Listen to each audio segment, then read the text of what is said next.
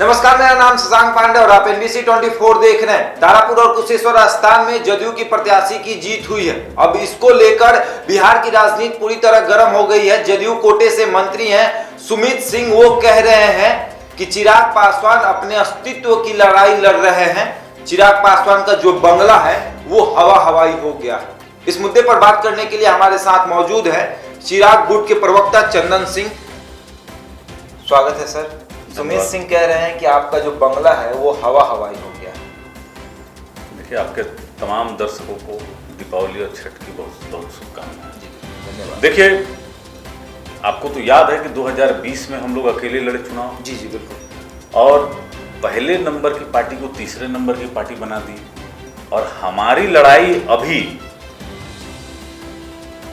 जदयू से जो हमारी लड़ाई है या थी, जो कह लीजिए आप, उसमें एक साजिश करके हमारा जो निशान था, बंगला छाप जो था, हमारा चुनाव चिन्ह जो था, उसको सीज कराया गया। तो हमारा जो बंगला छाप निशान था और पार्टी लोक जनशक्ति पार्टी थी, उस पर चुनाव लड़के हम लोग देख लेते जदयू से। लेकिन बिहार के माननीय मुख्यमंत्री जी आदरणीय नीतीश कुमार जी और जदयू के राष्ट्रीय अध्यक्ष ललन जी जिस तरीके से पशुपति कुमार पारस जी को एक सत्ता का जो मलाई खाने का अवसर दिए, अपने कोटे से मंत्री बनाए, तो हम लोग को अकेले अब लड़ना पड़ा। और हमारा जो चुनाव चिन्ह था और जो हमारा निशान था हेलीकॉप्टर छाप, उस पर हम लोग लड़े, तीसरे नंबर पे आए। हमारा लड़ाई तीसरे नंबर से पहले नंबर पे आने की है। लेकिन जहां बात रहा बिहार सरकार के मंत्री का, तो देखिए, इनको भी ज्ञात है कि किस तरीके से सारे कैबिनेट के मंत्री ये लोग पैसा बांट रहे थे, साड़ी बांट रहे थे, शराब की बोतलें बांट रहे थे। और बगल के जिले में, मतलब वही जिले में कैंप किए हुए थे एक होटल में। तो हम लोग के पास तो वीडियो फुटेज था, हम लोग चुनाव आयोग को सबूत किए। और देखिए, दोनों जगह पे एक कंफ्यूजन क्रिएट करने के लिए मफलर का वितरण किया गया जिसमें बंगला छाप का निशान था। तो जो लोग हवाला दे रहे हैं कि चिराग पासवान जी का हेलीकॉप्टर नहीं उड़ा, तो उनको तो 2020 देख लेना चाहिए कि हमारा हेलीकॉप्टर इतना ऊपर उड़ा कि उनको तो हम लोग तीसरे नंबर पे पहुंचा दिए। एक साजिश बहुत प्लान तरीके से शशांक जी रचा गया।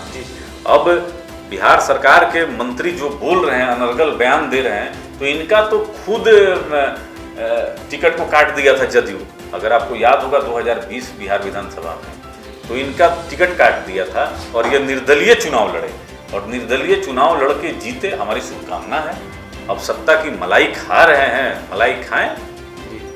लेकिन चिराग पासवान के अस्तित्व पे अगर कोई प्रश्न उठाता है तो उसको 2020 बिहार विधानसभा देख लेना चाहिए। और वर्तमान में भी अगर उपचुनाव में देखेंगे तो हम तीसरे स्थान पे हैं। देश की प्रमुख विपक्षी पार्टी कांग्रेस से हम लोग आगे हैं। और जनता के पास हम अपने नए चुनाव चिन्ह को लेके गए थे। बहुत मुश्किल होता है शशांक जी नया चुनाव चिन्ह के बारे में, क्योंकि हमारे जो वोटर हैं वो गरीब हैं, दलित हैं, बहुत पिछड़े हुए इलाके से आते हैं। तो ये तो पूंजीपति लोग हैं। पूंजीपति लोग के पास बहुत पैसा है। ये बोरी खोल खोल के वहाँ पे पैसा बांट रहे थे। लेकिन अब तो जनता का जो मैंडेट है इसको हम लोग स्वीकार करते हैं। लेकिन यह नीतीश कुमार के विकास की जीत नहीं है, ये उनके धर्मबल की जीत है, इनके प्रशासन की जीत है। ये 16 साल की इनकी उपलब्धि की जीत नहीं है, ये इनके कुशासन की जीत है।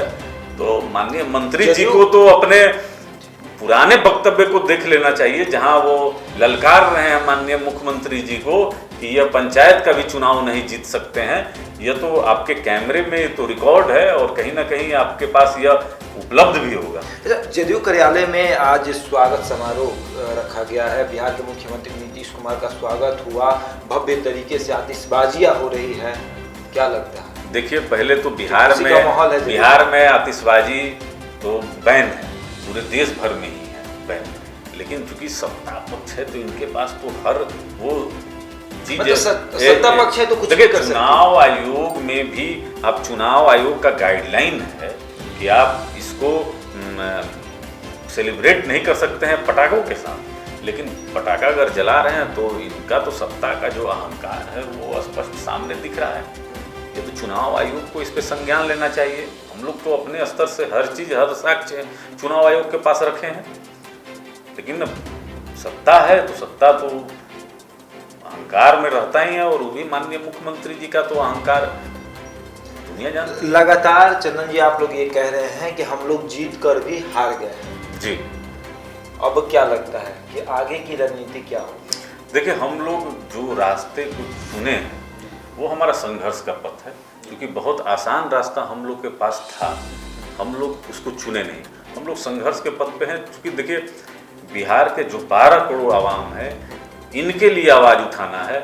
हम जो विषय को मानते हैं, बिहार फर्स्ट, बिहारी फर्स्ट के माध्यम से, पलायन का विषय हो, टूरिज्म का विषय हो, या वो अच्छे स्वास्थ्य का विषय हो, और शिक्षा का बात हो, तो हमारे नेता बराबर कहते हैं, तो हम लोग इससे समझौता नहीं कर सकते साथ हैं। जाइएगा किसी का कि अकेले लड़िएगा? देखिए, अगर साथ जाना रहता तो फिर अकेले क्यों लड़ते हैं? हम लोग जनता को एक विकल्प देना चाहते हैं। आदरणीय चिराग पासवान जी एक विकल्प देना चाहते हैं, क्योंकि हमारा विजन बहुत ब्रॉड है और सबको साथ लेकर हम लोग चलना चाहते हैं। बिहार जो पिछले कई दशकों से पीछे है, इसको हम लोग आगे लाना चाहते हैं। तो जनता मालिक है लोकतंत्र में, तो हम लोग प्रयास बराबर करते रहेंगे और संघर्ष करते रहेंगे, और हमको पूर्ण यकीन है कि जनता हम लोग को आशीर्वाद देगी, और आदरणीय चिराग पासवान जी का जो बिहार फर्स्ट, बिहारी फर्स्ट है, उसको आशीर्वाद देगी। चलिए, तो साफ तौर पर लोजपा रामविलास पासवान के प्रवक्ता थे चंदन सिंह, और आपने सुना हमारे पास तमाम सवाल थे और उनके जवाब ये बेबाकी से दे रहे थे। ऐसी तमाम खबरों के लिए जुड़े रहे हमारे साथ और देखते रहे NBC।